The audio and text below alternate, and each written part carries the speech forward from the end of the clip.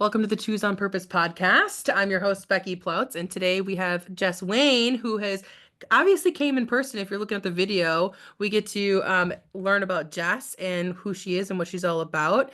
How far? An hour and a half? No, how far is it for you to come to me, Jess? About 2 hours. All right, awesome. Maybe a little So, less so than about that. 2 hour drive for Jess to get here and be in person for the podcast. So, welcome. Thank you. I'm so excited to be here. Yeah, Jess, we met first at a global women's community and connection company virtually. Yes. And um, just coming here to the studio was our first in-person meeting. And I'm chuckling and she's looking at me like, yeah, that's right. You kind of. Because the funny backstory is that I saw Jess at a Caribou Coffee having to connect with someone, and I thought I recognized her, but the backstory is that I fell asleep in the car ride with my family, and I woke up at this Caribou Coffee, didn't know where I was. I thought I was still in Minnesota, so it wasn't that I was avoiding meeting Jess, but like I wasn't sure. I was kind of groggy, like, is that Jess Wayne? And I was like really ironically staring at you from the coffee line, hoping that she would just like feel my I eyes. didn't feel it. I'm surprised because sometimes you can feel that, right? Yeah. And I was literally like talking to my sisters, like, I think I know who that person is. I think her name's Jess Wayne. I've never met her in person. We're in a mastermind together. Like, I wonder if that's her. That'd be so weird. Again, I thought I was in Minnesota. And so when we got to the car and the look didn't happen. But when I got to the car and my sister said, well, we're in Menominee. And I was like, that was totally Jess Wayne. Like it had to be. She Like we're in didn't there. she didn't even come say hi to me. And then she messaged me right after she left saying she thought she saw me. I'm like, I'm here. Yeah. So it was a missed opportunity. And that was probably a little bit of my like, oh, I'm not showered. I'm just all groggy. Like, I don't want to say hi to Jess Wayne I would have as felt our the same. first time. And I didn't want to interrupt. But anyways, here we are. She showed up. And at first I was like, oh, I kind of forgot that we hadn't met in person because we had this Yeah. virtual connection. And when you meet people for the first time, it's always like this great little nostalgic moment. And of course we had that, but it took me an extra minute to be like, oh my gosh, Jess, put your stuff down. This is the first time we're actually We getting never to met. meet. Yeah. I saw you, but we didn't meet. So here we are. Yeah. I'm so excited. Yeah, me too. I'm so happy that we're here to discuss who you are more of.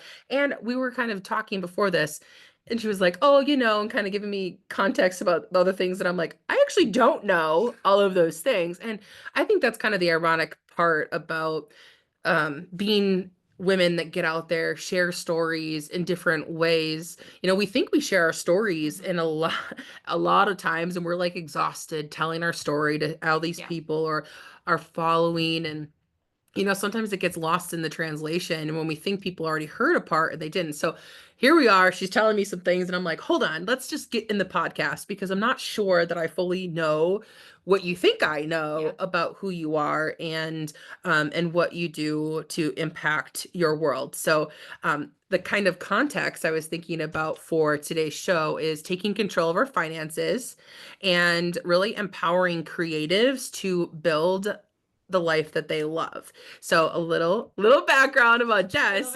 She's here to empower women and photographers, moms, to take control of their finances. And she's a financial coach, photographer, and her headline is that she paid off $100,000 in debt. So, Jess, welcome to the podcast again. And please share a little bit more about what led you to combine, because that's what we really wanted to talk about. Jess is combining financial coaching with her passion for photography to help moms with both aspects. So, tell us a little bit about that. Yeah. So after my husband and I went on this big financial journey, really, and paid off $100,000 of debt in less than 2 years, I realized that I wanted to help women, especially, but help people, individuals, really with getting their finances in a stronger place, whatever that looks like for them. I realized that um, financial education and just knowing kind of how to manage our money is so important and it's rarely talked about. And I've always been the one to want to connect with people on a deeper level. And I felt like I couldn't talk to people at all about money. And I Mm, had all these questions in the beginning about money, and I had no one to ask but my parents, maybe. And if they were pretty open with me about their finances and such, but that was like my only go-to. And so once we paid off our debt, I really wanted to empower women, especially, and moms. I'm drawn to moms because I'm a mom of three, and kind of going that route. Well, then I realized I've always loved business, anything related to, again, especially those women building up a business, focusing on doing what they love mm, and really just following their dreams. I've been a nurse for 15 years now, an RN, and I haven't always wanted and loved that role, that career. And then I have had a photography business on the side for over a decade. And so I love photographers. I love their heart and their creativity. They can see anything and turn it into a piece of art. And I really just realized finally, after about 2 years of being in business, that that's who I want to help. That's who I'm drawn to. And I know that structure, that business structure, and the finances it takes to run a business or a photography business. I know it mhm. so well. Each person and each business is a little bit different, but Yeah. that's really who I want to serve. So that is who I am now focusing on serving. So with the financials, specifically creatives and photographers, there's emphasis for Yeah. that because you have the passion and the know-how to, and I wanted to put it the struggle, Yeah, right? That absolutely. of the, pricing Pricing. or the Oh my gosh. comparison game, like Yes. all of the head stuff. The oversaturated market, the what do I charge? Just all inclusive or even products, and So many how options. do I grow? And yeah, absolutely. How can I pay my bills, keep the heat on for my house and studio if I have one?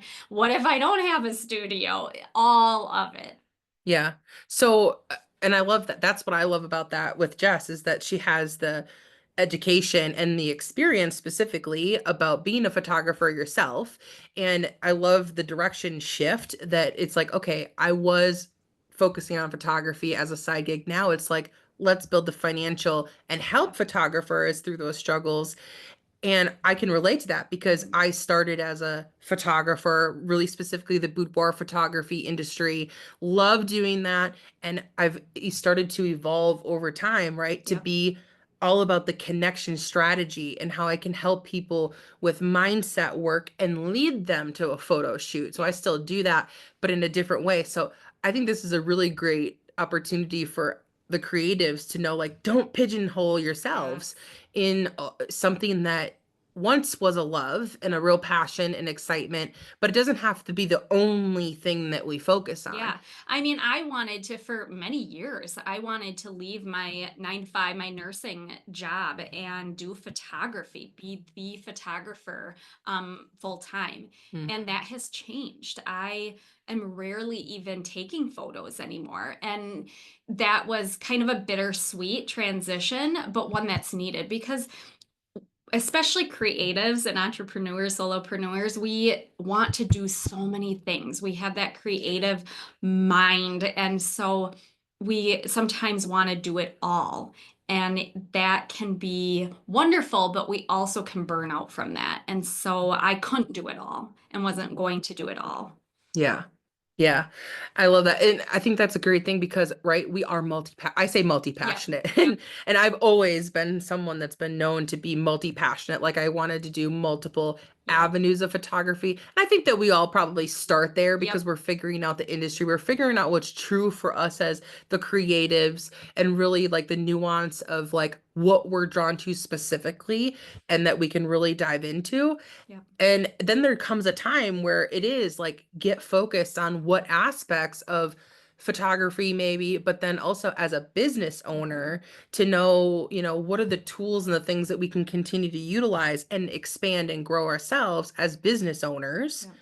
that, it's not a loss. It's Yeah. an educational thing. And now you using your experience as a photographer to go and support creatives and photographers to continue to do what they love in a way that feels aligned for them and they get paid Right. appropriately. Right. Like I love the financial aspect of that because also a myth maybe or the truth, but it is kind of a myth that, creatives don't get paid, right? Because we love what we're doing a lot of the Mhm. times that we're okay with doing it for lower Yeah. prices, but what you're doing is helping people really get to the bottom line of, okay, you can have freedom. It's your business to Yeah. do those things and know what you're really saying, like know what you're really doing when you do that and make sure that you're still meeting your financial goals. Yeah, and I think a lot of us too is we focus on the hourly rate, or we break it down to Right. an hourly rate or for our time, and you really need to be pricing also and focusing on the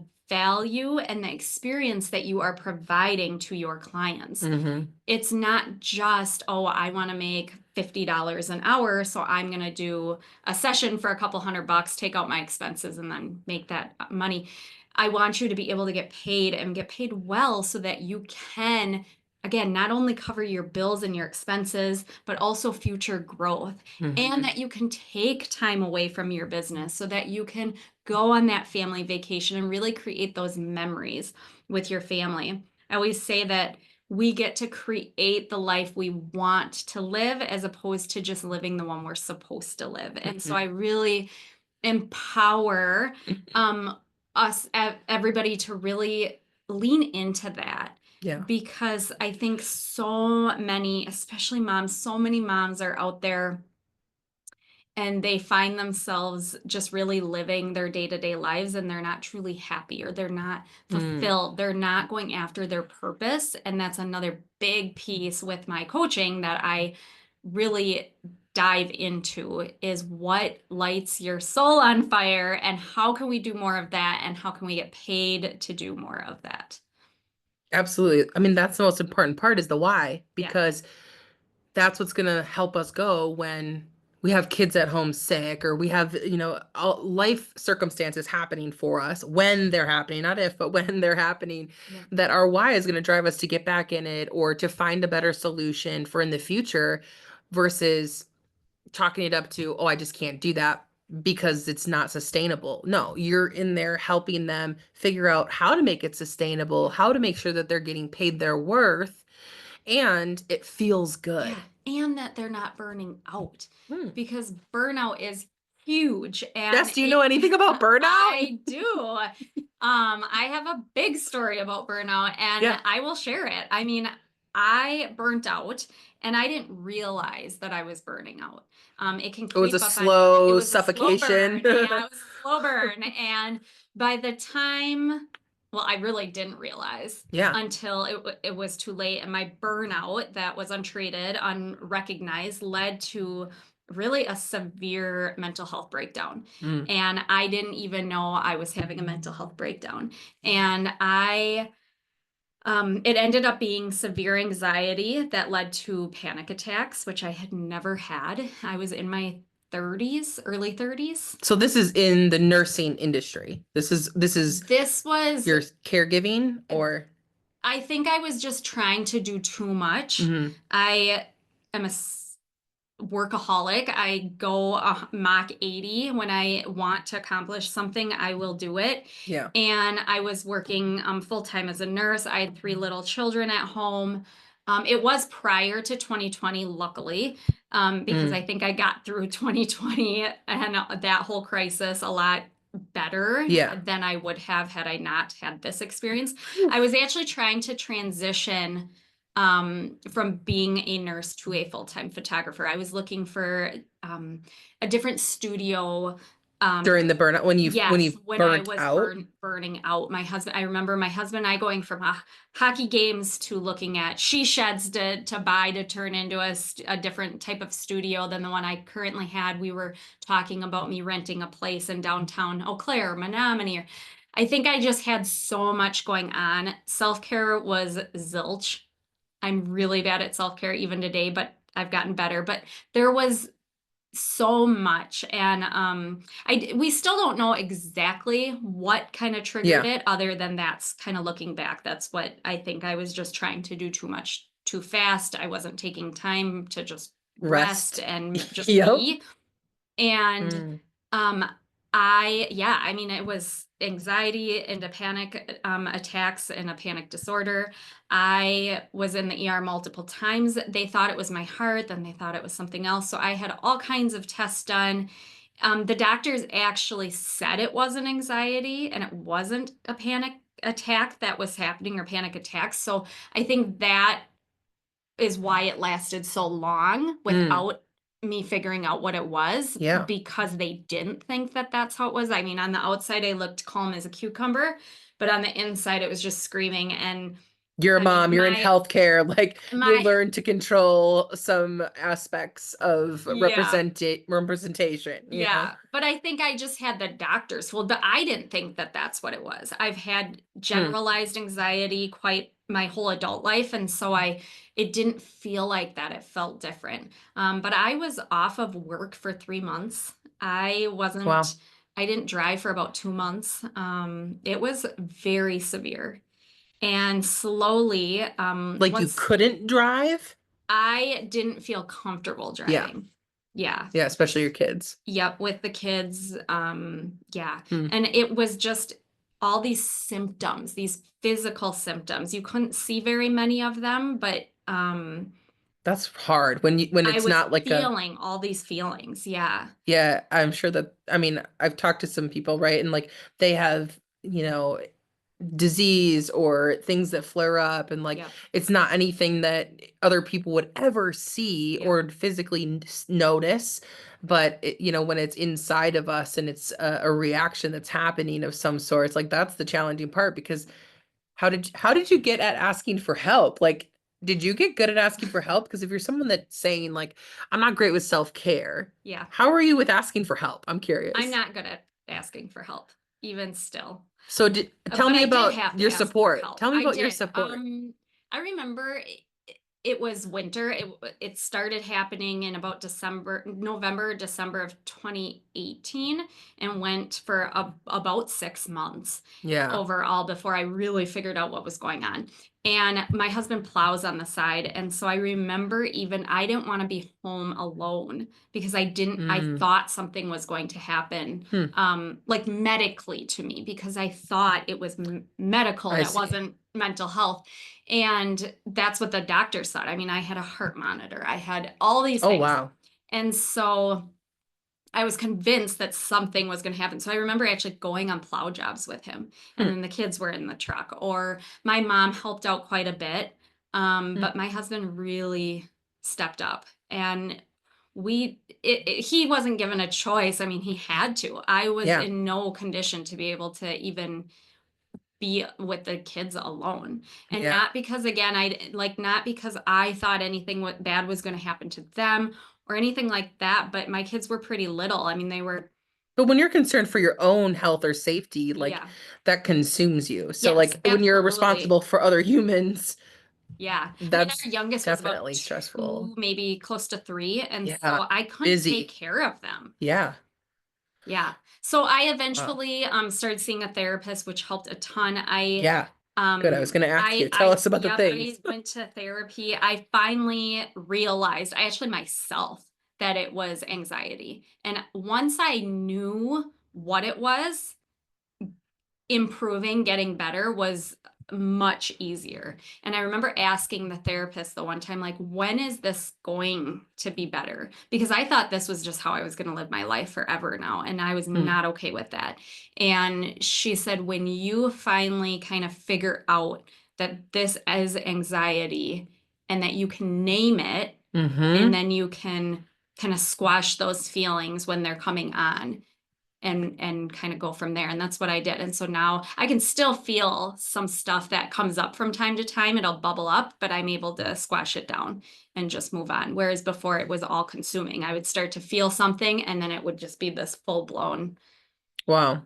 attack. Yeah. Well, I love that you highlighted like you got a I therapist. did. And I love that your husband stepped up, obviously, the necessity of that. But like, He's a Yeah. farmer Yeah. and he plows on the side. So I love that you say that. I mean, just visualizing a mama and a dad doing what they have to do for their family, like bringing those boys on those jobs too, which they're all boys, so they probably loved the truck Yeah, they did. action, I'm Yeah. sure. Yeah. But like how awesome to like know that you guys just did what you had to do at that time to figure out how to support you Yeah. and getting back to you. Yeah. So were you saying like 6 months is like the turnaround time, or how many months was it that you finally felt like under control enough that you, after you labeled it with anxiety, and all of that, like figuring out like different modalities, or like Yeah, it was how long? probably about 6 months. I mean, Yeah. I remember I was off work for the as long as I could. I did try to go back to work at one point. I made it about a week and had to go back, get back off of work or stop going to my nursing job. I wasn't really doing photo shoots at all at that time.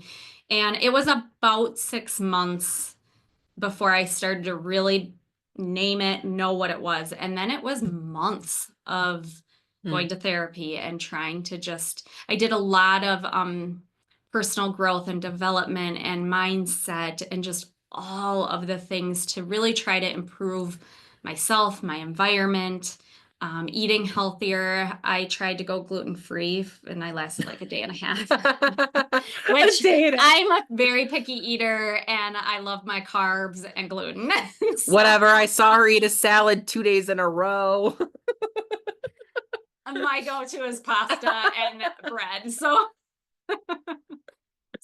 I Hmm. didn't make it very Yeah. long with that, but just really You just worked on changing focusing. habits Yeah. and figuring out what could work for you. And when we do that, we figure out what does not work for us. And that's not one of those things that worked for you, Yeah. Jess. Right. But it was a great go at it. Yep. So that's awesome.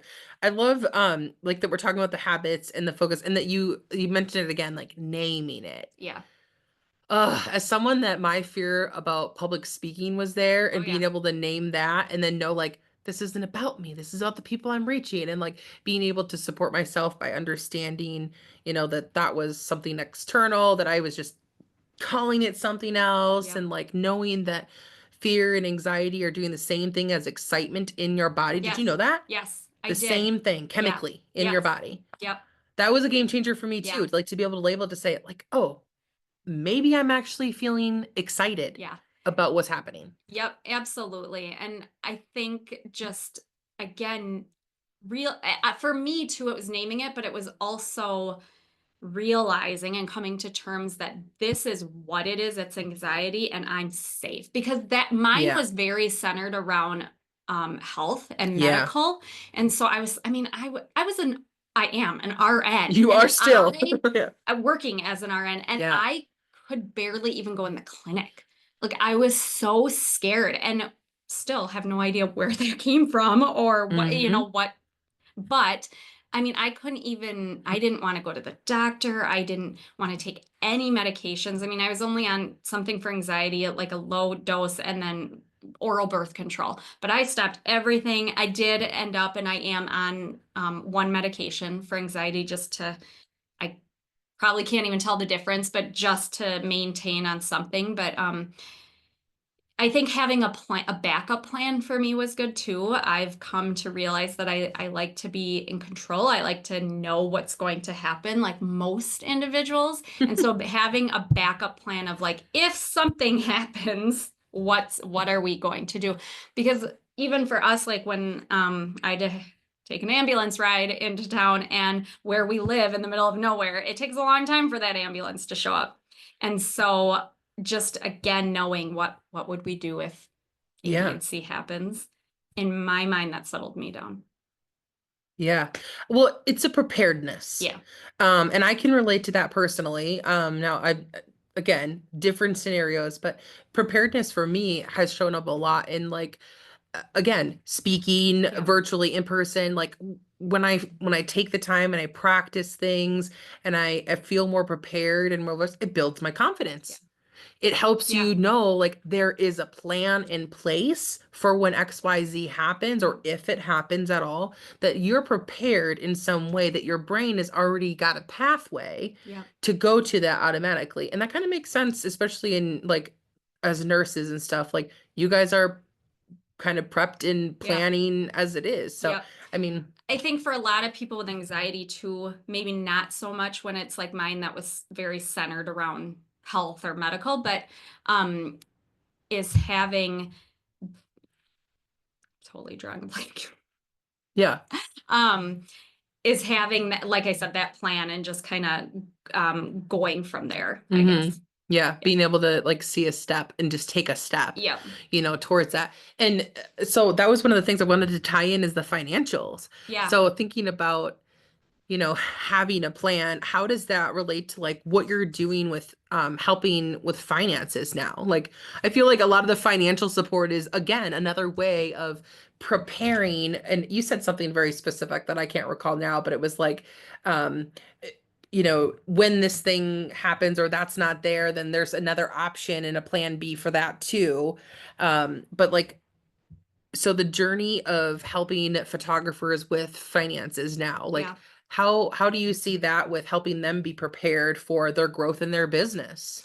I think having a plan is just key to really anything. I mean, we all want the next steps, right? Hmm. And so just knowing I focus a lot on goal setting and the vision for not just your business, but your life. But with photography, we need to prepare for the worst case scenario, but yet hope for the best. And so preparing with having savings, with creating that what I call an emergency fund. So it's just a savings account with some money in it to be used only for emergencies, but also for the growth of your business. So many photographers, I mean, I know even though I'm not really doing many photo shoots anymore, I'm not going to be 80 and taking photos. Right. My body will not allow me to do that. And so what's your exit strategy as Mm. well and preparing for that? But even I mean that's very long-term thought, but even just if my camera breaks, this fall is a good example. My camera broke this past fall. I was in the middle of busy fall season for photography in Wisconsin. And the focus went out on my camera. And so Oof. I had to buy a brand new body. And because I didn't have the time to send it, I know that thing's brand new, man. I didn't have the time to send in my camera to get it fixed Oh my gosh. and then get it back. So I luckily had savings, some money set aside, and that's what I was able to use. And then I did Good get my job. Good camera job. fixed and sold that other one. But yeah, so just That's good. really preparing and also, again, really thinking ahead and realizing where do I want this business to go? Do I want a team someday? That's Mhm. not real popular, but maybe that's somebody's goal is to have a team of photographers. Maybe it's their goal to go into a little bit different of a path, almost like you, Becky, and having retreats or doing a virtual space, having courses. What is that? Because that all takes money. And so, how can we do that? Well, cash flowing it so we don't have to take out business debt. And not to say I'll probably be the one of the few financial experts that says not all debt is bad or that, we can use debt for good. It's a strategy, it's a tool, but I still like minimal debt. And so I have a hard time spending money. Most people don't, but that we can manage our business finances and grow without Mm. possibly without taking on that additional debt. Yeah, and one of the things that I know that you do is really helping align with for the growth aspect, thinking financially growing for photographers. One of the things that I love about the work that you're doing is aligning their values and with them being creatives, Yeah. right? Yeah. And so tell us a little bit about the value side of that. Yeah. So everybody's values are different, but I always say too, in personal money management and business, but your budget, I call it a financial mission plan because Mm. many people don't like the term budget. I don't love the term budget. It's not super sexy. Yeah, but that your budget, your plan should include your values. It should actually represent your values. Mm. So depending on what Hmm. those values are, how are you managing your money, personal or business related, so that you can reflect your values in that. Maybe it's homeschooling your children. So, what does your business structure, finances look like to be able to continue to homeschool your children? What maybe it's our personal one is a easy one that our value, which I never thought it would be, but is youth sports. So I have three boys. They are all in hockey. Hockey is very expensive. And so on our budget, our monthly plan, we have a line item Mm. that is for sports, mainly hockey, but baseball too, football, but for sports that every single month we put money, assign money into that Mm. account. And that's one of our values. I don't value um shoes or a lot of materialistic things. Some I do like nice stuff, but so my amount that I'm spending on those type of things is a lot less, and Yeah. I spend it where I want to. Tithing's a good example, or giving, charity. If you really are saying that I want to make a difference, I want to help the community, Yeah. is that represented with your numbers? Many of us, it's not. What we Right. value and what we say we value is we're not actually doing. Mm. I We're feel like we're it's a when I talking. get there, then Uh-huh. I'll do that. Yeah. Yep. And so and with when I work with people, I'm really taking what they want, what their goals are, and trying to kind of balance it. It's a type of balancing act, right? Yeah. Because so many of us, photographer or not, in the Midwest, anywhere really, most of us are not making the type of income and revenue to buy everything and anything we want and need. Mm. And so we do have to cut back in areas so that we can spend in the areas that we want to spend in. But I feel like society is really just pushing at us to buy, buy, buy. Oh And yeah. so we're all buying so much stuff that we don't need and we really don't want. And Hmm. so I've really also taken that into my business with me of trying to empower people to maybe push back a little bit on that too, to not be buying so much of the Less stuff out consuming. there. I saw one of your videos. It was Yeah, about consumption. overconsumption. The overconsumption is Yeah, it's a real insane, thing. and I'm still there, but I was definitely there a few years ago. And so just decluttering our lives, decluttering our minds, Yeah. decluttering our finances. Yep. I love Hmm. that. Yeah. So one of the questions I had to make sure I asked about this too is for photographers and creatives that are listening, what's one step that they can take to start aligning their finances with a personal or business goal? So figure out your big goal of what you want to accomplish in even the next 3 months.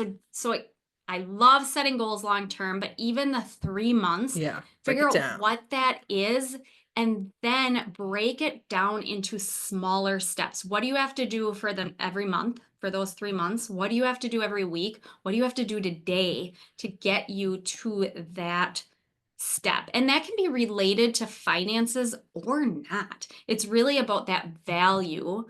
What do you want in that value, or what is that value, and how do you get there? So how would they know what to do, like reverse engineering that, like in a step, right? Because my first thought was like, are you saying this week I need this much money to go in there It or, could be. that? Or is there like open this kind of account? Like how would they even let's work on that? let's say a photographer, we'll use numbers and something a little bit more tangible, but let's say a photographer wants to buy a new lens, and they need it or want it, or it doesn't even matter, but they want a new lens and it's $2,000 and they want to get it in 2 months. We'll do easy math. Well, you have to break that down, right? If you're starting at Right. zero, you don't have any money saved for that lens, and you want it in 2 months, $2,000, you break that down, that's $1,000 a month. So you Mm-hmm. could leave it at that, or you can break it down per month or per week as Mm-hmm. well. But also not just saying, okay, I have to save $1,000 this month. How do you do that? How Right. do you Because to me that get sounds there? crazy. Right. Like, oh yeah, let me How do just you get save a there? thousand dollars. And so then we break down into how do we market? How do we get more clients? How do we make money? Could we sell some things? I know in my photography business, especially since I was specializing in newborns and little Same, ones, I preach. had so many props and wraps in every single color. And so Yes. I sold a lot of that stuff. I donated a lot of it. But what are some steps that we can take to get us to that goal? Yeah, I love that. Yeah, I same. Before I specialized in boudoir, fun fact is that I was specializing in newborns as well. Maybe it's the like best shiny object section of the photography industry because there are so many Oh, cutesy things that can they're go so with it. cute. It's terrible. I've done But it. I Oh got my really gosh. lucky and I sold it all in a lump to a Girl. fellow friend photographer that was like debating on going into newborn. I was like, I will hand you the Oh bags, the my all the gosh. things, and she hit the jackpot. Like, I mean, it was way easier for me Yeah, for to sure. sell it all in one lump sum, but it was a jackpot for her too, Yeah, and to have everything. Like absolutely.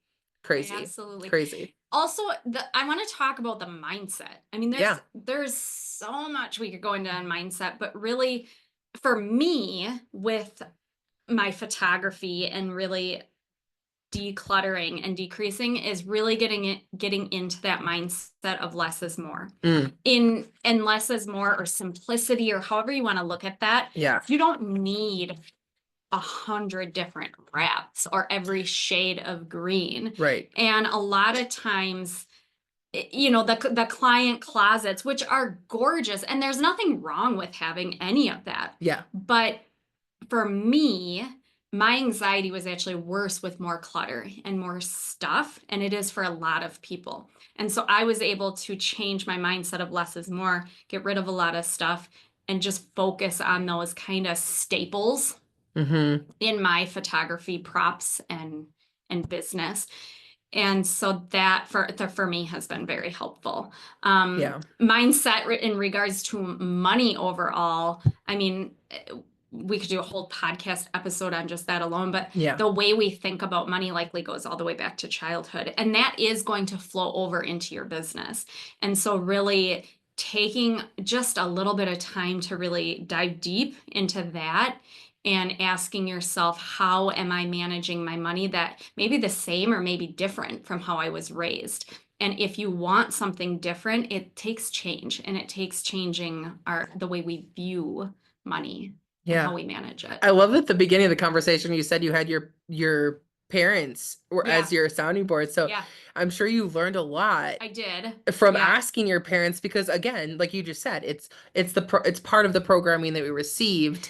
So yep. did you find that extra beneficial that you could go back to those stories that were maybe kind of ingrained in you and like, was that helpful or did you feel like you had a lot to change? No, it was for me, it was helpful. Yeah. My parents, my dad especially, I remember he talked to us a little bit about money. It Okay. wasn't a big secret, Mm, but he only knew what he did with his money, right? He didn't okay. know, I guess, what the vast majority. I remember for years, even People prior. probably didn't talk about money Exactly. then And at all. right, and we're finding most people don't talk about money, right? Right. It's taboo. We will talk about anything and everything before we'll talk about money. And we may complain about the cost of Right. things, I don't or have I it. don't, yes, everything's, the price of everything is going up and up, but actually diving deep and talking about the nitty gritty of money, we just don't do still. And Hmm. so I'm trying to change that as well. But the majority of people are not being educated or talked to about money and how it can be managed responsibly. I did have a little bit of that growing up, but it was more so a really good lesson I was taught, thankfully. But it was one of the only money lessons I remember growing up, but it's okay to have a credit card as long as you pay it off in full every month, Hmm. which was a great lesson to learn In full. I heard in that. full I heard every that. month before the due date. And so I didn't learn that side of it. luckily, I never got into credit card debt like a lot of people do. Yeah. But that was about the only lesson. I mean, my parents invested in, So you probably didn't have it because you reasons learned the lesson. and stuff. You knew Yes, that. exactly. Exactly. So it's a lesson I'm forever grateful for. Yeah. But I mean, I remember taking out student loans. Luckily, again, I didn't take out a ton. Yeah. My parents helped us through college and just different things as well. But I knew I had to pay it back, but I didn't understand interest rates. I had no idea until after I started paying it back what that interest rate was. Still didn't know what that equated to. Was that a Sure. good interest rate? Was it a bad interest rate? How I remember buying my first car on kind of on my own in college. My car broke down and I needed a new one. I remember asking my dad, like, I don't know how much I can afford to pay per month. And he didn't really know how to tell me Yeah. that How do you because calculate my that? I don't parents know. did fine with their money, but they Work never harder. had, yep, they never had a written budget. They still make fun of me for my budgeting. So they did fine, but those lessons weren't there. And I mean, I remember asking our neighbor friend they have 5 kids and they're all in hockey. And I remember trying to figure out how much we were spending in groceries. And now knowing how to figure it out, it's like, duh, but I didn't know that. So I asked him, like, what do you guys spend a month in groceries? And he kind of looked at me like I grew 2 heads. Like, you don't ask people this. And I'm like, but I need to know. Like, Okay, one, what's the quick way to tell people that maybe you're like, I don't know how to calculate that because it sounds easy to you. because I do it So, now. so Yeah. what is the But it way wasn't. that you would tell someone that's like, I'm overwhelmed, I don't know what to do. I feel like I need to go ask my neighbor what they buy, you Yeah. know? So What's the way? how I started off was I have, and I still use the same app I start with, Okay. but it is a free version of the app, but it's the Every Dollar app. And I use the free version. There is a paid version, and there is a tracking right on there. And so I have to Mm, manually do it since I don't pay for it and I don't link it to my bank account. But I go to the grocery store. I do a lot of pickup orders. And oh yeah. so literally when they are filling up my trunk with food or whatnot, Yeah. I put it in there. So or when I get the email saying how much I spent. So I will go to Walmart, I will get groceries, I will go to my Oh. food section in my app. I will hit the plus sign. I'll put in $200 and track it that way. And that's actually how I started it. Funny story, when we were funny, not funny, when we first started tracking our Funny truth. spending, didn't have a clue how much we were spending. Right. Like I knew approximately what a credit card bill was every Okay. month, but Yeah. that knowing what was food, what was clothing, what Right. was personal hygiene items, I had Hmm. no clue. And so I was tracking our spending for a month. We were paying about $1,000 a month in groceries, not including our meat, because my husband farms and we have our meat at the butcher, and then Yes. $1,000 a month eating out. That was Sheesh. before the cost of everything Yeah, went yeah, up, before yeah. inflation. And now, after inflation, we spend about $1,000 a month total for Yeah. all of it. I mean, we went from $1,000 a month eating out to less than 300 now. So there was a lot of room for improvement, right? But we just Yeah. had no idea. And I didn't know where to begin. And you can Google anything related That's to Jess's anthem. Google it all. personal finance and budgeting and all of that, but it's really the coaching part really comes down to the support and the accountability and to stay motivated with it. Yeah. Especially if you have a goal that like pay off debt or to build up your savings, Yeah. because that typically when we're focusing on paying off debt, especially, that interest rate's building up, and so it's hard to get out from under debt. So you help them stay focused too. So Absolutely. I want to get into some of your Yeah. services and talk about what that specifically is. But there Yeah. was two things I wanted to clarify, Yeah. or one thing I want to clarify, one thing I want to ask. Yeah. One is um the app when you say that you're putting in the stuff. So it's Yep. not like items that you're adding, but you're adding like what your receipt says, the total Yeah. of and saying that's food. Yep. Quickly. Like it's not like Yep. every item's going in there and you're Right. showing the Right. total by pennies, but it's like on your Yes. receipt. Okay. And you can decide how detailed you want to get. Sure. I'm detailed because that's just what I like to do. But a lot of my clients, it's very generalized. So we may just put Walmart on there and put in $200 versus some of my clients want to know how much is Category. food, Yeah. how much is the pair of the t-shirt I bought there, how much is shampoo. So Sure. it just depends. Same with Amazon or all of those Mm-hmm. big stores that we can get multiple different categories of things at. Also, a really quick tip on budgeting, always have a miscellaneous budget line item. That's for like batteries and Oh, sport I thought it fitters was and going to be all the hashtag things. girl math. Oh, yeah, that too. An offer, I could go, I mean, I could give tips all day, so, but yes. Oh, I love it. Okay, and then a question that I Yes. had a little ways back, but I wanted to just say this because I'm always wondering for clarity, and I wonder if anyone else has this question, which they probably do. You said tithing or giving. Yeah. Giving. What's the difference? So tithing is typically a very religious term. And so tithing is what, and it's from the Bible, and it is Okay. tithing is when you give 10% of your income to your church or to your religious affiliation. Okay. Giving is whatever you Wherever. want it to be. So, for example, my husband and I, we have on our budget, we have a giving. I change the name from time to time, but giving or charity or donation, we have a spot that we decide how much we want and whether it's $100 a month or whatnot. And we include that in our budget. Now, that doesn't mean that we give that $100 a month every month to a charity of our choice. It essentially what that does is we plan for that and then it kind of builds up, so to speak, in that account wherever we keep that. We could actually have it in a separate savings account. We could Right. have it just in our checking account. It just depends, but Mhm. how you want to set that up. But then when something comes up, we feel the pull to give, to donate, then we don't even think twice about it. You prepared. It's already there. Yep. The plan has So already been made. when the hurricanes went through a Yeah. few months ago and all the devastation from that, I didn't even have to think twice when I donated to like the Red Cross. I just donated. So it's always building up. We do that with many of our different categories. Like gifts is another one. Not giving to charity, but like birthday gifts. Sure. So Like we for your have, family. yep, or even all of those gift givings, because a lot of times what happens is we have a child, 3 boys. They get invited to a lot of their friends' birthday parties, and there's a $20 gift that I didn't think I was going to have to pay for this month. And so we're always building that kind of account or that buffer in our finances Yeah. up so that when they can or get the invite to the birthday party, we don't have to say, oh, you can't go because we can't give them a gift. It's something that's already been prepared for. Yep. Yeah. We I don't like have to that. I like stress about it. the clarity of just because you're making it as a line item and you're putting that aside doesn't mean it gets spent Yeah. this month. Yep. It's a savings for that line item. That makes sense. Yep.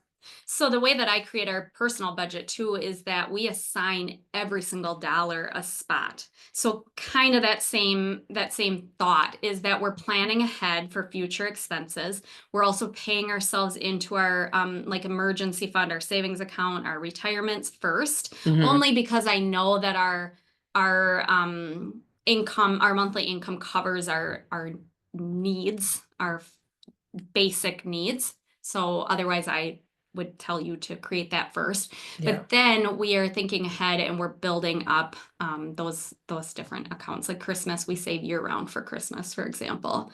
Come Christmas time, we've got money to spend there. Yeah, I love that. And then we're assigning every dollar a job to do or a spot to go, but that doesn't mean we're spending every single dollar every month. Right, right. Got it. Okay, cool. I like that. That clarifies a lot for me with the tithing and giving too. Like Yep. I've heard that and that makes sense of, the specification of it. Okay. I want to dive into an overview of how you serve your clients. And if any of this, maybe I want to just turn it over to you to share like the way that you want to share like your options. I think you still are doing, your intensive, your day intensive, one-on-one budgeting. Let me just see what I have.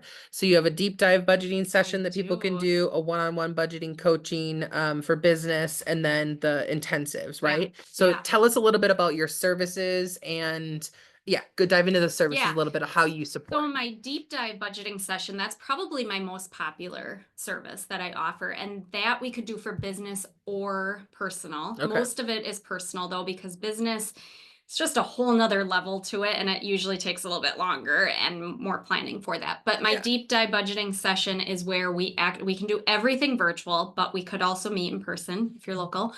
And we actually create your financial mission plan. Mm. And so I use a special spreadsheet that the clients get, but we actually come up with not just the numbers, but it is your actual numbers, but your goals and where you see yourself, in a year and 5 years. And then we make your plan, your money plan, to reflect that, reflect your values.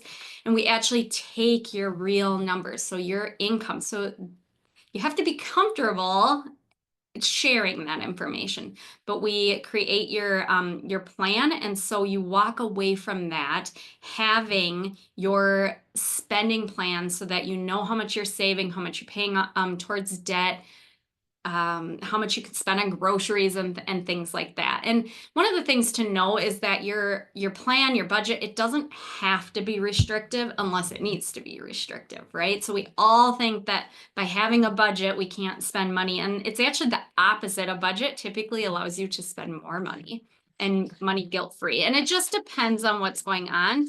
But that is the deep dive budgeting session. So we set up those goals, the spending plan, and then we go from there. But that's really a one-time sit down, whether Okay. virtual or in person. And I'm guessing you do this with couples or individuals. Absolutely. Okay. Yep. Okay. Yep. Couples Because you or said it's personal or individuals. business. So, Yep.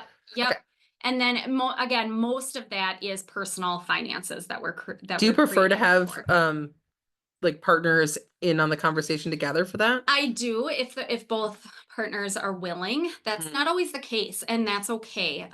In fact, I've had people come to me that their partner, married or not, doesn't even know that they're talking to me. Mm-hmm. And so Like one is running the money and they don't want to know anything kind of thing. that, or they're just not comfortable sharing that with their Okay. significant other. And so I believe that, if you're in a partnership, you have a significant other, it's really best to be open and honest and have that communication. Yeah. But that's not the reality for some people. Right. And so if both partners are willing to sit down and go through this, that I tend to encourage. But if that's not the position that they're in, then that's okay You too. can still make them a plan to Yep. get them on a successful path Absolutely. without, feeling like they can't Yep. without the other. Absolutely. Okay. And then I offer one-to-one. I offer either a 3-month or 6-month one-to-one money coaching program.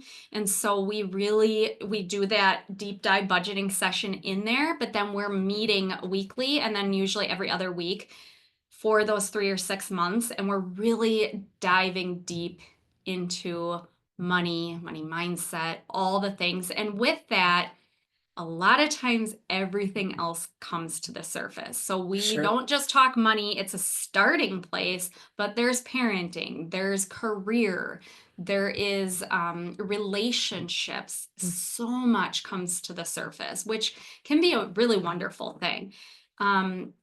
These programs are really transformative. And so, in that process of changing the way that we're viewing money, because it's a starting point, we start to view life and relationships and how we're living differently. And so, a lot of that comes to the surface. So, then I just support them through that.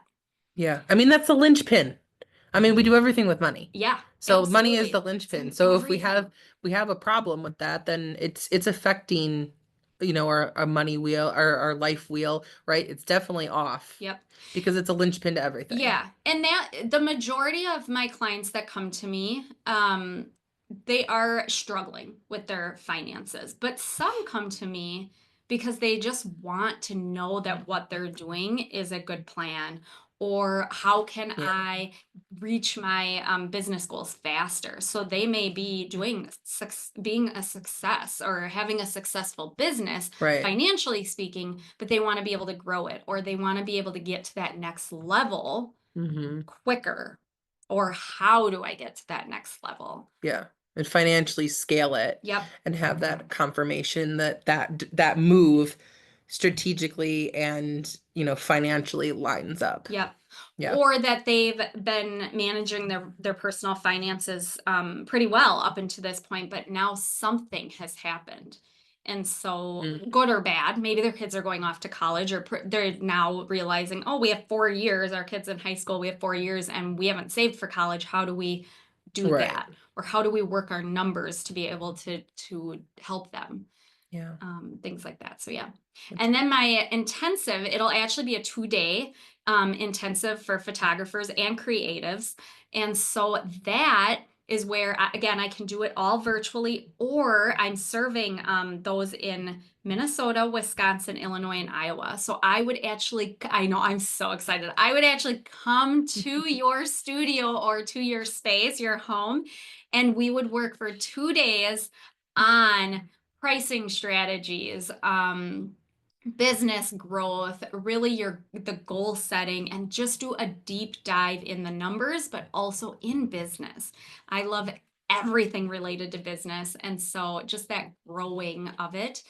And really, a lot of times we don't have the time or the space to be able to think about where we want our businesses to go, or we just get in kind of a rut of the day to day. And so it's really fun to dream about it. And especially when you have somebody else there that you can bounce ideas off of.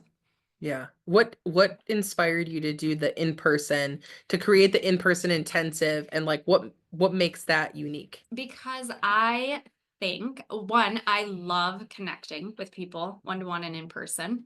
And I feel that so many of us are missing that piece. So I know I for sure was.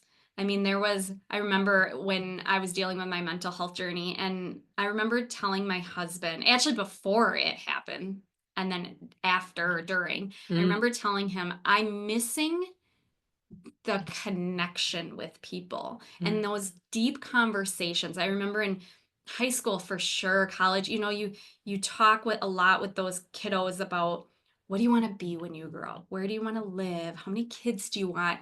And some of that's kind of superficial, but a lot of times you have those deeper conversations. I know what I did with my friends, and then that kind of goes away as you get older, you graduate, and then you get your job, and then you get married and have a kid or two, potentially.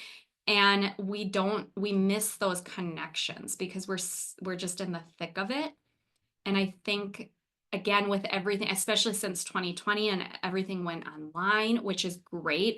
It definitely has its place, has its time and place. But I think so many women, especially, are really missing that connection piece. And mm. so for me, and I love seeing studios and just going out and getting out. But I think for me, I just really want to be able to connect with somebody in person. Yeah. And a lot of workshops and type of intensives and education is either online, which is great, or you go to them. Right? Well, you don't need to come to my studio. I'll come to you, and we can be in your space. And then I can see how it's set up too. There's just a different feel there. Yeah, and I mean, you can give nuances to, Hmm. you know, you coming to my space. There's certain things that I wouldn't think to tell you on a Zoom call and in this exchange versus you being able to see it and experience it Hmm. for yourself. There's just different things. There's only so much time. Yes, So, absolutely. but then you can also pick up on things to ask deeper questions and to really know in live time like where they're at with doing Yep. something. And I think that it is a deeper understanding around them specifically as a studio, as a photographer, to really help curate the way that their financials or just their growth strategy Yep. can really support them by you being in person. Yeah.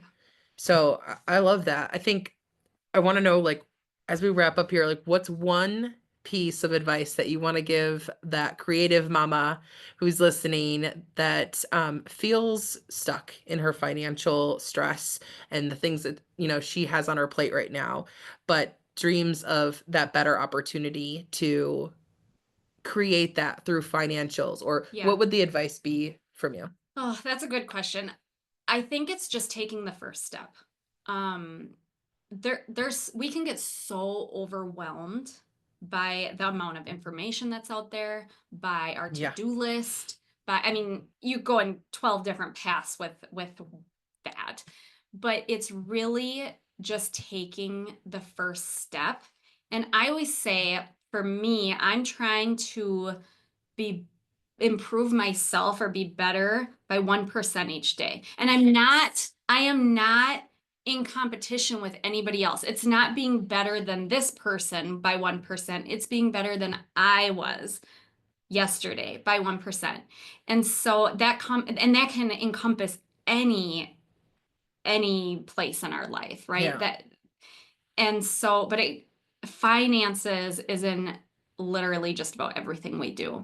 And so, and it can be overwhelming. And there's so many emotions tied to that. And so, I mean, I remember feeling overwhelmed and drowning in debt and not knowing where to even begin. And so, if that's the mama out there and she wants to do a business and she wants to be with her kids and, all of those things, it's just take the first step and just try to be or do 1% better than you did yesterday. And give yourself grace, because I know that I needed a lot of grace. My husband needed a lot of grace. We all need grace, We baby. all We need all need grace. grace. And one thing with that too, I will say, especially if you are have a partner in life, is the communication piece is huge too. And it's not just going to be a one-time sit down, let's talk about this. And hopefully, I know with my husband and I, it took a lot, and it's still a continuous thing. And it's a I could just give lots of tips, but it's also a continuous or constant decision. Every day I have to decide what I'm spending money on, if it's getting me closer or further from my goals. Do I want to just throw in the towel and go get that sweater I've been eyeing for, a week, or not? That's in the But miscellaneous line. it's a daily choice. That's right. We Yep. choose on purpose over Yes. here. And I Yes. love that. I love that you tie that in, right? The decisions, the choices that we're making, it definitely goes through our finances because it's everything that we're doing. And something that I have on here as like a note of like financial freedom and thinking of that. I love journaling. So if you're listening Mhm. and journaling is a form of self-care, which I believe it is for Yeah, me, absolutely. one of the prompts that I wrote down is what does financial freedom look like for you in your business and your life? And I think Yes. that that's a really good one to go and just write a couple thoughts down. If you're a journalist, set 5-minute timer and just let yourself explore financial freedom, because then maybe it'll be clear what from this podcast is something that you can take action on other than the journal prompt. Like what really calls you to be like, that's exactly what I need to focus on. Is it getting the Yep. free app and start, just looking at your budget? And Jess, I think you Oh, have a budgeting freebie or something that we can yeah. direct them to also. Do you want to share Yes. where they can connect with you and talk about Yeah. that for a Yep. minute? So you can find me on my website, jesswaynecoaching.com, and all of my information is on there. But I'm on Instagram and Facebook as well. But I do have a free budgeting 101 online course. It's super simple, and it's like 20-minute video that you watch, and it gives you all the basics of how to get started and just how to get started with budgeting and just with really honestly creating the life that you want to live. Yeah. Okay, Hmm. so is that's on the And website?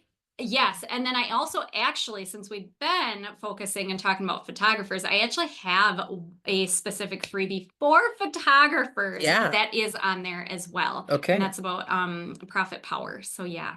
Perfect. Okay, Yes. so go get those freebies from Jess. Take some action from this podcast and really figure out like what can really support you in your finances because like I said, I think it's a linchpin to everything. And Jess, I want to say thank you for sharing.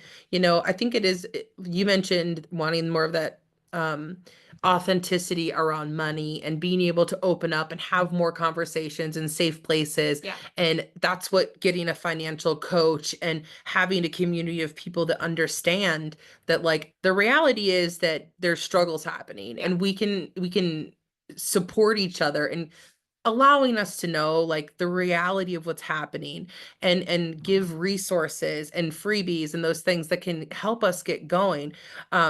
but also investing in ourselves is important. Yes, Like, absolutely. as a personal growth junkie, like I know all of the times that I've invested in myself, I've, got returned from just continuing to grow and evolve in who I am. And finances are the exact same thing. Yeah. So I want to say thank you for sharing your stories, your knowledge, your information, and your experience, and the mental health Ugh, conversation. Like, yeah. thank you for being vulnerable to share like the reality Mhm. of how our mindset really commingles in what's happening in our businesses as moms. You're a leader of your family if you're a mom, for sure. Like, Yeah, you're leading yourself, you're leading your family in some capacity, even if you do not have a business. So absolutely. yeah, is there anything that you'd like to share as we wrap up? No, this Anything has left? been great, but thank you so much for having me and inviting me to your beautiful studio. This has been great. Yes. Thank you so much for listening to the Choose on Purpose podcast. This is Jess Wayne, and I'm your host, Becky Ploutz. And until next time, we'll see you then. Love yourself, live fearlessly, and do all things with purpose.